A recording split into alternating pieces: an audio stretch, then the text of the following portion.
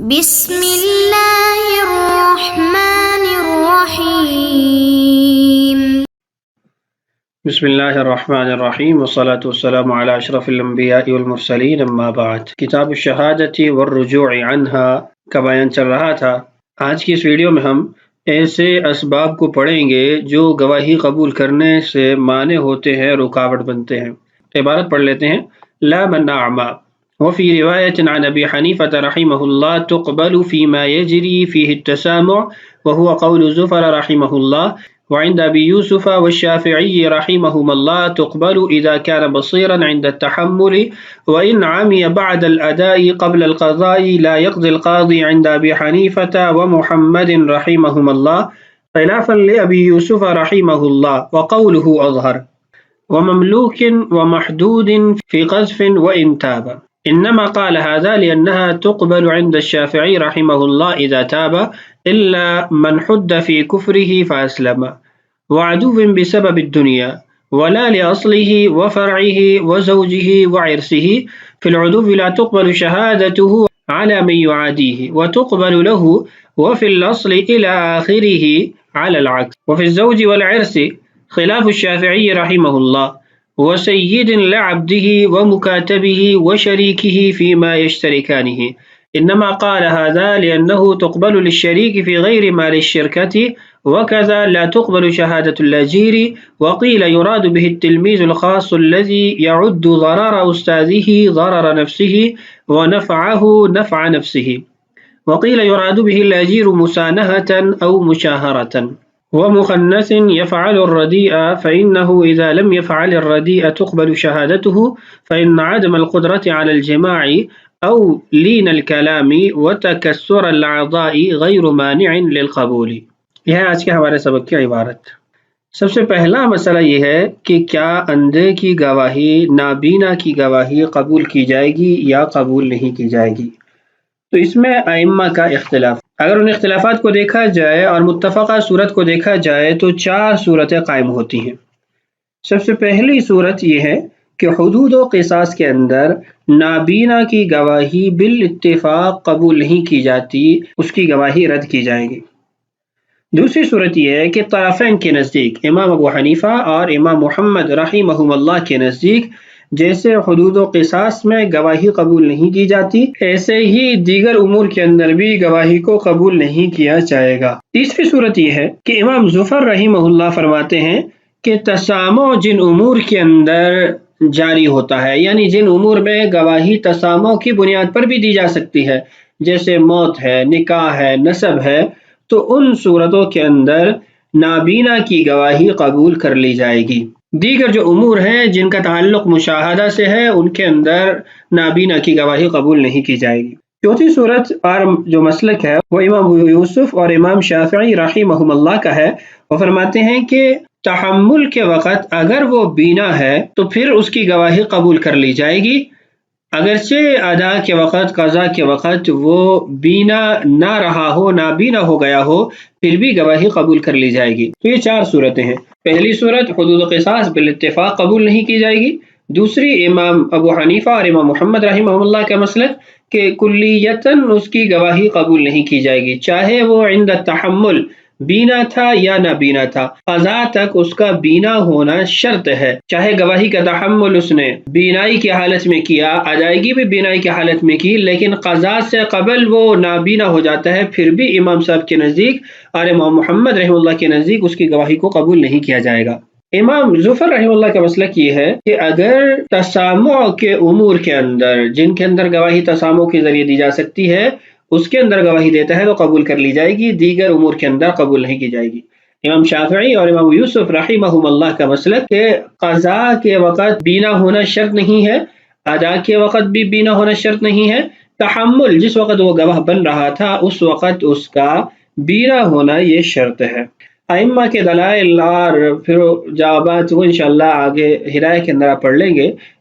جو مسالک تھے جو یہاں کتاب کے اندر ذکر کیے گئے ہیں وہ خلاصتاً 2 مرتبہ آپ کے سامنے عرض کر دیے گئے۔ اب سوال یہ پیدا ہوتا ہے کہ نابینا کی گواہی کو کیوں رد کیا جاتا ہے؟ اس کا جواب یہ ہے کہ نابینا کی گواہی احتیاط کی وجہ سے رد کی جاتی ہے، نہ یہ کہ نابینا کی گواہی عدالت نہ ہونے کی وجہ سے رد کی جاتی ہے یا فاسق ہونے کی وجہ سے، فی ذاتی ہی بینا ہونا یا نابینا ہونا یہ فسق اور عدل کی بنیاد نہیں ہے، فسق اور عدل کے میزان اور پیمانے نہیں ہیں۔ صحابہ میں سے بھی کچھ افراد بینائی سے محروم تھے، لیکن وہ اپنی عدالت کے اندر کامل تھے اور اپنی صلاح کے اندر، اپنی نیکیوں کے اندر وہ کامل درجے کے تھے۔ احتیاط کی وجہ سے ان کی گواہی قبول نہیں کی جاتی۔ عبارت دیکھیے، لا من اعما، جو شخص نابینا ہو اس کی گواہی کو قبول نہیں کیا جائے گا۔ وفی روایت عن ابی حنیفہ رحمہ اللہ، امام ابو حنیفہ سے ایک روایت مروی ہے جس کو محمد بن شجاع رحمہ اللہ نے نقل کیا ہے، تقبل فیما یجری فیہ التسامع، کہ جن امور کے اندر تسامع کے ذریعے گواہی دی جا سکتی ہے اس کے اندر نابینا کی گواہی کو قبول کر لیا جائے گا۔ وہو قول زفر رحمہ اللہ، اور یہی امام زفر رحمہ اللہ کا قول ہے۔ تو یہ دوسری صورت اور دوسرا قول آ گیا۔ وعند ابی یوسف والشافعی رحمہم اللہ، تیسری جو صورت ہے وہ امام یوسف اور امام شافعی رحمہ اللہ کا مسلک ہے کہ تقبل اذا كان بصیرا عند التحمل، کہ گواہ بنتے وقت اگر وہ بینا تھا تو پھر اس کی گواہی قبول کر لی جائے گی۔ وان عمی بعد الاداء قبل القضاء، اگرچہ ادا کرنے کے بعد یعنی گواہی دینے کے بعد فیصلے سے قبل وہ نابینا بھی ہو جاتا ہے، پھر بھی اس کی گواہی کو قبول کیا جائے گا۔ وَإِنْ عَمِيَ، اور اگر وہ نابینا ہو جاتا ہے بعد الادائی، گواہی دینے کے بعد، قبل القضائی، فیصلے سے پہلے، لا يقضي القاضی، تو قاضی فیصلہ نہیں کرے گا۔ عند ابی حنیفہ و محمد رحمہم اللہ، امام ابو حنیفہ اور امام محمد رحمہم اللہ کے نزدیک۔ یہ چوتھی صورت آ گئی۔ خلاف ابی یوسف رحمہ اللہ، امام ابو یوسف رحمہ اللہ کا اس کے اندر اختلاف ہے۔ وقولہ اظہر، اور امام یوسف کا قول وہ زیادہ ظاہر ہے، یعنی یہ اس کے راجح ہونے کی طرف اشارہ ہے۔ مصنف رحمہ اللہ نے یہاں پر امام ابو یوسف کے قول کو ترجیح دی ہے اور اس کی طرف راجح ہونے کی نسبت کی ہے، جبکہ دیگر کتابوں کے اندر امام ابو حنیفہ اور امام محمد رحمہم اللہ کے قول کو ترجیح دی گئی ہے۔ القول الراجح کے اندر اس اختلاف کو دیکھتے ہیں، فرماتے ہیں القول الراجح هو قول الطرفین، طرفین کا قول راجح ہے۔ قال العلامہ ابن الحمام رحمہ اللہ، قوله ولا تقبل شہادة الأعمى مطلقا سواء عمي قبل التحمل أو بعده فيما تجوز الشهادة فيه بالتسامع أو لا تجوز، یعنی تمام امور کے اندر چاہے وہ تسامع کے ذریعے گواہی دی جا سکتی ہو یا نہ دی جا سکتی ہو، تحمل کے وقت وہ بینا ہو یا نہ بینا ہو، کوئی تفصیلات اس کے اندر جواز کی نہیں ہے، بہر صورت یہ ناجائز ہے اور اس کی گواہی قبول نہیں کی جا سکتی۔ آگے مزید اس کی تفصیلات ہیں، خلاصہ یہ ہے کہ راجح قول وہ طرفین کا ہے۔ دوسرا جو اختلاف تھا کہ اگر ادائیگی کے بعد قضاء سے پہلے، فیصلے سے پہلے وہ بینا نہیں رہتا، نابینا ہو جاتا ہے، تو امام ابو حنیفہ اور امام محمد رحمہ اللہ اس صورت کے اندر بھی گواہی قبول نہیں کرتے، جبکہ امام یوسف رحمہ اللہ گواہی کو قبول کرتے ہیں۔ اس کے اندر بھی فرماتے ہیں القول الراجح هو قول الطرفین، طرفین کا قول راجح ہے۔ قال صاحب درر الحکام والصحیح والمفتى به ظاہر هو هذا، أي قول الطرفين، طرفین کا قول راجح ہے۔ وقال العلامہ ابن عابدین رحمہ اللہ واستظهر قول ابی یوسف بالاول صدر الشریعتی، کہ سب سے پہلے امام ابو یوسف کے قول پر جس نے راجح ہونے کی نسبت کی ہے وہ صدر الشریعہ ہے۔ فقالت، انہوں نے کہا وقوله اظہر، ان کا قول مفتى به ہے۔ لیکن ردہ فی الیعقوبیہ، لیکن یعقوبیہ میں اس پر رد کیا گیا بأن المفہوم من سائر الکتب عدم اظہریتہ، کہ تمام کتابوں سے امام یوسف کے قول کا راجح نہ ہونا معلوم ہوتا ہے۔ بہرحال آگے مزید اس کی تفصیلات لکھی ہیں، خلاصہ یہ ہے کہ طرفین کا قول وہ راجح ہے، نہ کہ امام ابو یوسف رحمہ اللہ کا قول جس کو مصنف رحمہ اللہ نے راجح قرار دیا ہے۔ اگلا مسئلہ ہے ومملوکن، کہ مملوک کی گواہی بھی قبول نہیں کی جائے گی، غلام کی گواہی بھی قبول نہیں کی جائے گی۔ اس کی وجہ یہ ہے کہ غلام کو ولایت حاصل نہیں ہے۔ ولایت کہتے ہیں تنفیذ القول علی الغیر، غیر پر اپنی بات کو، کسی اور پر اپنی بات کو نافذ کرنا، جاری کرنا۔ تو غلام کو تو اپنی ذات پر بھی کسی چیز کا نافذ کرنے کا حق حاصل نہیں ہوتا، وہ آقا کا تابع ہوتا ہے، آقا کی جو بات ہوتی ہے یا جو چاہت ہوتی ہے وہ اس پر لاگو ہوتی ہے۔ تو اس لیے جب غلام کو اپنی ذات پر ولایت حاصل نہیں ہے تو اس کی گواہی بھی قبول نہیں کی جائے گی۔ آگے ومحدود فی قذف وإن تاب، محدود فی القذف شخص توبہ بھی کر لے پھر بھی اس کی گواہی کو قبول نہیں کیا جاتا۔ محدود فی القذف اس شخص کو کہا جاتا ہے جس نے کسی مسلمان پر زنا کی تہمت لگائی اور پھر اس کو وہ ثابت نہ کر سکا، تو اس زنا کی تہمت لگانے کی وجہ سے اس پر 80 کوڑے کی حد جاری کی جاتی ہے، اس کو محدود فی القذف کہا جاتا ہے۔ حنفیہ کے نزدیک محدود فی القذف کی سزا کے اندر یہ بات شامل ہے کہ اس کی تاحیات گواہی کو قبول نہیں کیا جائے گا، یعنی توبہ بھی کر لے، توبہ سے اس کا گناہ تو معاف ہو جائے گا، لیکن جو سزا کا دوسرا جز ہے کہ وہ مردود الشہادہ ہو جاتا ہے، اس کی گواہی قبول نہیں کی جاتی، یہ باقی رہے گی۔ اور دلیل ان کی یہ ہے کہ قرآن پاک کے اندر اللہ تعالیٰ نے ارشاد فرمایا والذین یرمون المحصنات ثم لم یأتوا بأربعة شهداء فاجلدوهم 80 جلدة ولا تقبلوا لهم شهادة أبدا اولئک هم الفاسقون الا الذین تابوا من بعد ذلك واصلحوا۔ اللہ تعالیٰ ارشاد فرماتے ہیں جس کا مفہوم اور خلاصہ یہ ہے کہ جب کوئی شخص کسی محسنہ عورت پر، پاکیزہ عورت پر تہمت لگاتا ہے اور پھر وہ 4 گواہوں کے ذریعے اپنی بات کو ثابت نہیں کر سکتا تو اس کو 80 کوڑے لگائے جائیں، فجلدوہم 80 جلدہ۔ اور دوسری سزا وَلَا تَقْبَلُوا لَهُمْ شَهَادَةً أَبَدًا، ان کی گواہی کو کبھی بھی قبول نہ کیا جائے، ابدا کبھی بھی قبول نہ کیا جائے۔ اولئک هم الفاسقون، یہ لوگ فاسق ہیں، الا الذین تابوا من بعد ذلك واصلحوا، مگر جن لوگوں نے توبہ کی اس کے بعد اور انہوں نے درست اعمال کیے، فإن اللہ غفور رحیم، تو اللہ تعالیٰ بہت معاف کرنے والا، رحم کرنے والا ہے۔ یہ الا الذین تابوا من بعد ذلك واصلحوا، یہ جو استثناء ہے یہ اولئک هم الفاسقون سے ہے کہ یہ لوگ گناہ گار ہیں، مگر جنہوں نے توبہ کر لی اور درست اعمال کیے تو اللہ ان کو بخش دے گا، ان کے گناہ کو اللہ معاف کر دے گا۔ یہ استثناء ولا تقبلوا لهم شهادة ابدا سے نہیں ہے، بلکہ قاعدہ کے مطابق جو قریب جملہ ہوتا ہے، متصل جملہ ہوتا ہے، اس سے استثناء کیا جاتا ہے۔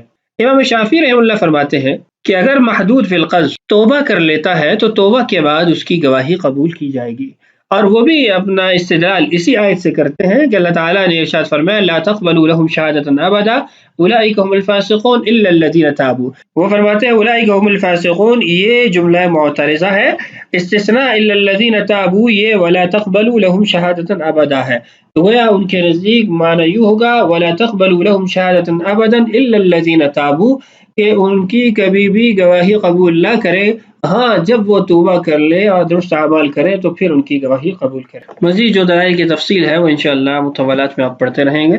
آگے فرماتے ہیں الا من حد فی کفرہ فاسلم، ہاں اگر کسی شخص کو حالت کفر میں قذف کی وجہ سے، تہمت لگانے کی وجہ سے حد لگی، پھر اس کے بعد وہ مسلمان ہو جاتا ہے تو مسلمان ہونے کے بعد اس کی گواہی کو قبول کیا جائے گا۔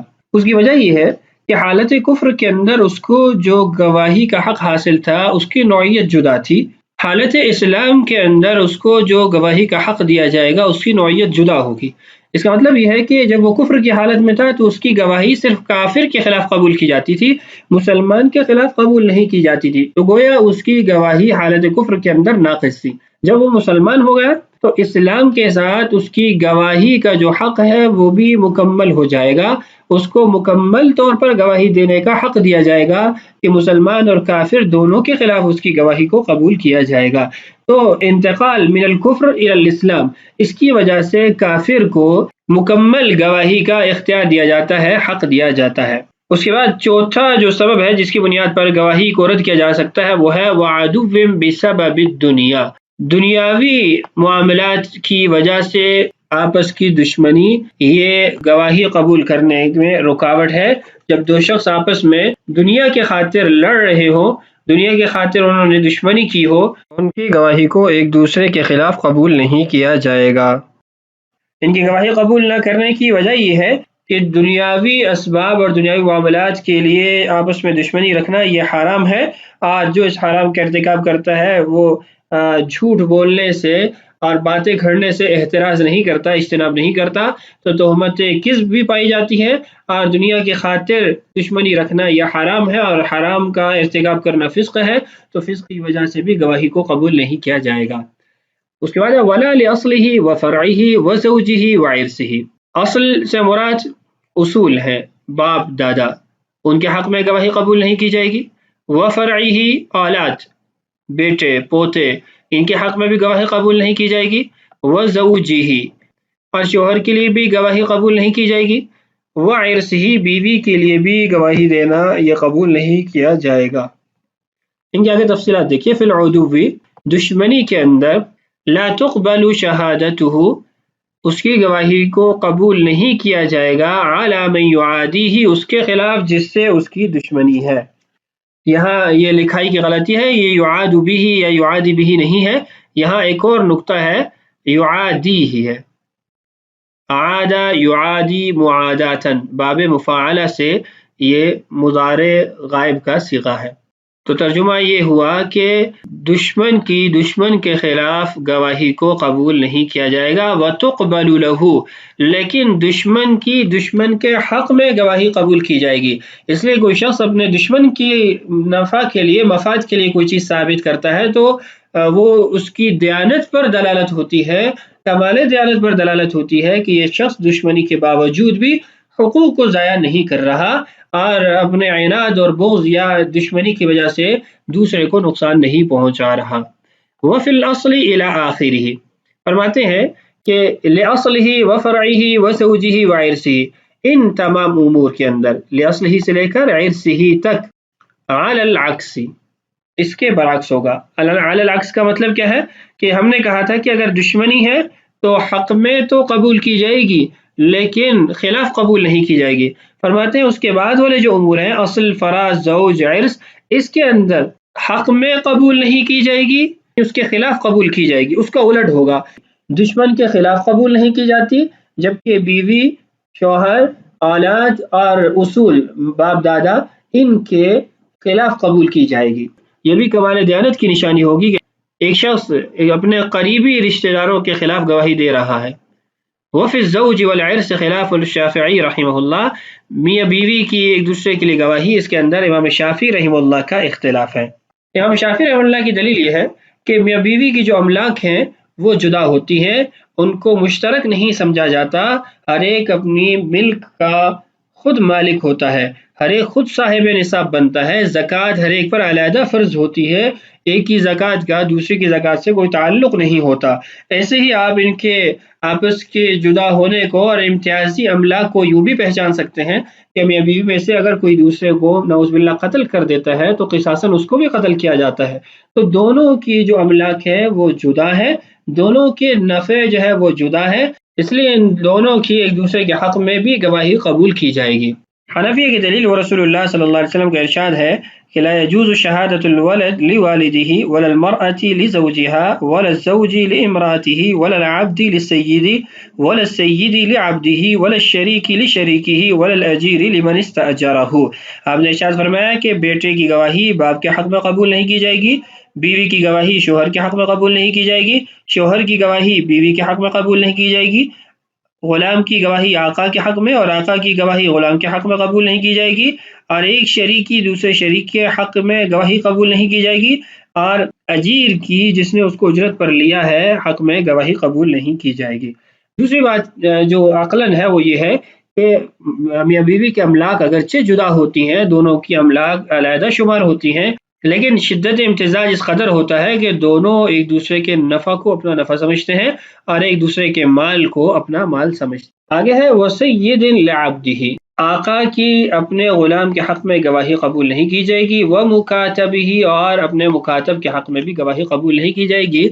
उसकी वजह यह है कि आका जब अपने गुलाम के हक़ में गवाही देगा तो उनका आपस का ताल्लुक़ इस तरह का होता है कि वो गवाही गोया आका अपने नफ़ा के लिए ही दे रहा है, और मुकातब के अंदर भी मिन वजहिन आका का ताल्लुक़ बाकी रहता है कि आका अगर मुकातबत का मामला ख़त्म कर देता है तो उसका मालिक बन जाता है। तो इस सूरत के अंदर भी आका जब गवाही देगा तो गोया अपने नफ़ा की गवाही दे रहा है। वह शरीकी फ़ीमा यश्तरिकानिही, और एक शरीकी दूसरे शरीक के हक़ में उस चीज़ में गवाही कबूल नहीं की जाएगी जिसमें वो दोनों शरीक हैं। انما قال ھذا، یہ جو کہا گیا کہ جس میں وہ دونوں شریک ہیں، یہ اس لیے لأنہ تقبل للشریک فی غیر مال الشرکۃ، اس کی وجہ یہ ہے کہ شریک کی گواہی دوسرے شریک کے لیے مال شرکت کے علاوہ دیگر امور میں قبول کی جاتی ہے۔ آگے ہے وکذا لا تقبل شہادۃ الاجیر، اجیر کی گواہی کو بھی قبول نہیں کیا جائے گا۔ اجیر کی دو تعریفات یہاں ذکر کی گئی ہیں۔ پہلی تعریف وقیل یراد به التلمیذ الخاص الذي يعد ضرر استاذه ضرر نفسه ونفعه نفع نفسه، اجیر سے مراد وہ شاگرد ہے جو استاد کے نفع کو اپنا نفع سمجھتا ہے، استاد کے نقصان کو اپنا نقصان شمار کرتا ہے۔ ایسے شخص کی گواہی قبول نہ ہونے کی وجہ رسول اللہ صلی اللہ علیہ وسلم کا ارشاد ہے لا شہادت للقانع باہل البیت لہم، کہ جو شخص گھر والوں کے تابع ہو اس کی گھر والوں کے حق میں گواہی قبول نہیں کی جاتی۔ تو ایسا شاگرد یا ایسا چیلا جو اپنے استاد یا اپنے گرو کے نفع نقصان کو اپنا نفع نقصان سمجھتا ہو، اس قدر آپس کا تعلق ہو، تو اس کی گواہی استاد کے یا گرو کے حق میں قبول نہیں کی جائے گی۔ وقیلا، اور دوسری اجیر کی جو تعریف کی گئی وہ یہ ہے یراد به الاجیر مسانحۃ او مشاہرۃ، اس سے مراد وہ اجیر ہے جس کو سالانہ اجرت دی جاتی ہے یا ماہانہ اجرت دی جاتی ہے، یعنی وہ اجیر خاص ہوتا ہے، اس کے وقت کو خریدا گیا ہوتا ہے، مستاجر اس وقت کے اندر اسے جو کام بھی کرواتا ہے وہ اس اجرت کی طرف منسوب ہوتا ہے، اس اجرت کا بدل شمار کیا جاتا ہے۔ تو یہاں گواہی قبول نہ کرنے کی وجہ وہ یہ ہے کہ جب وہ گواہی دے گا تو لازمی بات ہے یہ کہ وہ اس وقت میں گواہی دے گا جو وقت مستاجر اس سے خرید چکا ہے، تو مستاجر کے خریدے ہوئے وقت میں مستاجر کے لیے گواہی دینا یہ گویا گواہی کو بیچنا ہے، اور شہادت کا بیچنا درست نہیں ہے، تو اس کی گواہی کو قبول نہیں کیا جائے گا۔ آگے ہے وہ مخنث یفعل الردیء، اور ایسا مخنث جو گھٹیا کام کرتا ہے تو اس کی گواہی کو بھی قبول نہیں کیا جائے گا۔ گھٹیا کاموں سے مراد فحش کام ہے، اور عورتوں کے ساتھ مشابہت اختیار کرنا ہے، چاہے وہ قولاً ہو یا فعلاً ہو عملاً ہو، کسی بھی طریقے سے، اور جو ہلکے کام ہوتے ہیں، گھٹیا قسم کے کام ہوتے ہیں، فحش کام ہوتے ہیں، ان کا ارتکاب کرتا ہے تو اس کی گواہی قبول نہیں کی جائے گی۔ بصورت دیگر ہم پہلے پڑھ چکے ہیں کہ اس کی گواہی قبول کی جاتی ہے۔ فَإِنَّهُ إِذَا لَمْ يَفْعَلِ الرَّدِيعَ، اس لیے کہ جب وہ ردی کام نہیں کرے گا تقبل شہادتہ، تو اس کی گواہی کو قبول کیا جائے گا۔ اس کی وجہ یہ ہے فَإِنَّ عَدْمَ الْقُدْرَةِ عَلَى الْجِمَاعِ، جماع پر قدرت نہ رکھنا، او لین الکلامی، یا بات میں نرمی کا ہونا، وتکسر الاعضاء، اور اعضاء کے اندر لچک کا ہونا، یہ گواہی قبول کرنے سے مانع نہیں ہوتا، رکاوٹ نہیں ہوتا۔ آج کا ہمارا سبق بقیہ جو اسباب ہیں اور امور ہیں جن کی بنیاد پر گواہی رد کی جاتی ہے وہ آنے والی ویڈیوز میں انشاءاللہ پڑھتے رہیں گے۔ اللہ تعالیٰ سے دعا ہے اللہ تعالیٰ ہمارے لیے اس وقت کی تکمیل آسان فرمائے، اللہ تعالیٰ ہم سب کا حامی و ناصر ہو۔ السلام علیکم ورحمۃ اللہ وبرکاتہ۔